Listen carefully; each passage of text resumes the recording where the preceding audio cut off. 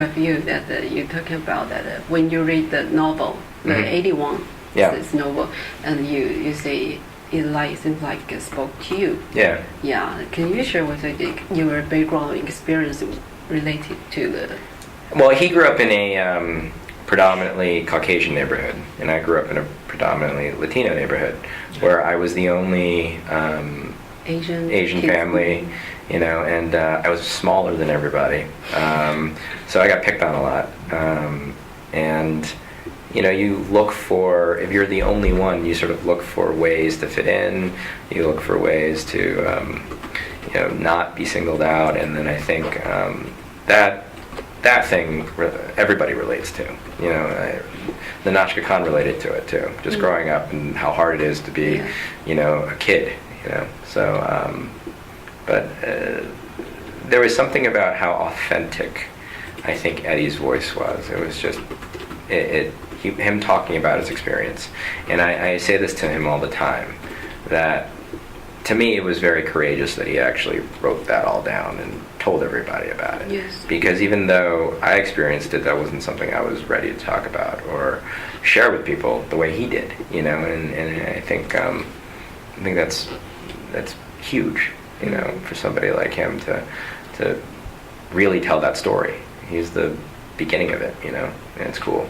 He's only 31 or 21? Oh, no, he's 36 now, I think.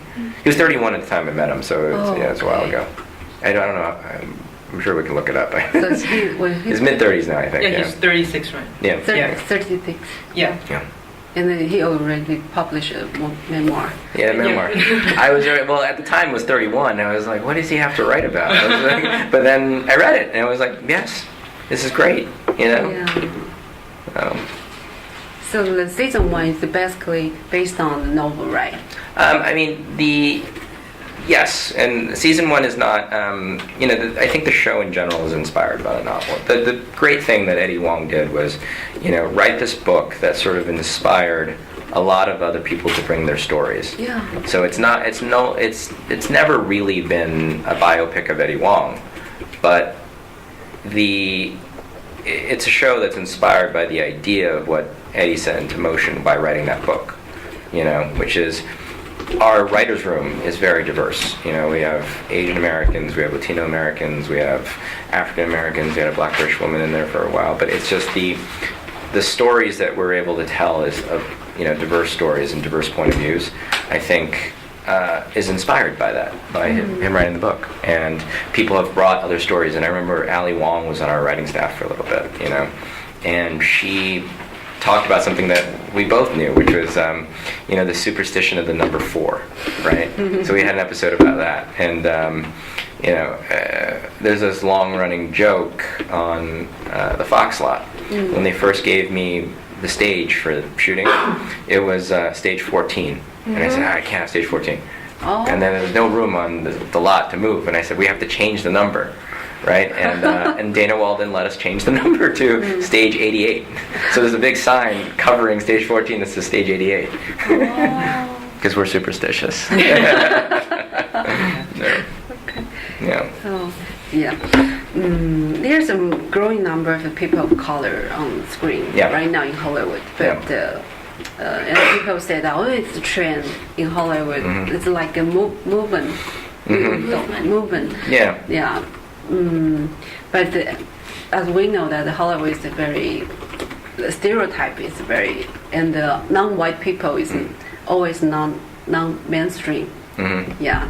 So do you think that the people talking about this is a trend or just a flash in the pan? I don't know. I'm hopeful that it's not a flash in the pan. So you know? do you? I do feel like it's not just a trend. I think it's. I do think Hollywood is discovering that diversity in general is a good thing, and I think for the Asian American audience and population and Asian American stories, I think we're making some real progress in it. Because if you think about it, fresh off the boat, you know, knock on wood, and thank God to the studio and the network, we've been on this is our 5th season, you know, and by the end of this year, it'll be 101 episodes of a television show, which, I mean, if I flash back to 5 years ago, I never would have thought. It's 100 episodes more than I thought we'd make, you know? But that in itself is progress. And Crazy Rich Asians is a huge success. It's huge. And, you know, I think if you look at both things, that's substantial success that makes it feel like, you know, we're headed in a direction that this is not a fad. It's a legitimate business. And that's really exciting, you know? Especially in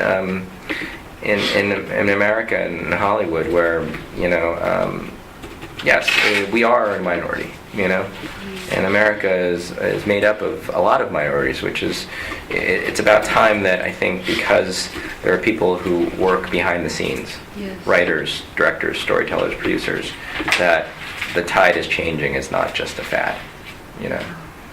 Because if you're writing stories and you're creating things from that Asian American point of view, it's not something that'll disappear, because there's so many people coming to do that, you know.